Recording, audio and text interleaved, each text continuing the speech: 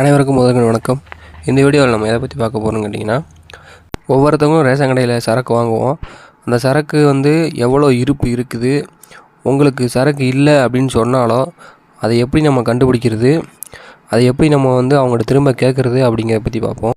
இந்த app open பண்ணோடனையும் குடும்பத் தலைவரோ தலைவியோட தொலைபேசி என்ன கேட்கும் அதை பதிவு பண்ணிக்கோங்க. கேப்சா வரும், ஓப்பன் பண்ணிக்கோங்க. ஓப்பன் பண்ணோன்னே இந்த மாதிரி வரும்.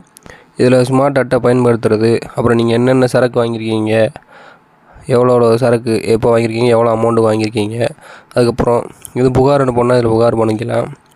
அதுக்கப்புறம் உரிமம் உங்களுக்கு எவ்வளோ ரெக்வயர்டு அதை காட்டும். அதுக்கப்புறம் உங்களோட விவரம் எல்லாமே இதில் பிரிண்ட் ஆகிருக்கும், அதையும் பார்த்துக்கலாம். அப்புறம் கடையில் இருக்கிற சரக்கு மொத்தம் எவ்வளோ இருக்குது அப்படிங்கிறது தெளிவாக பார்த்துக்கலாம்.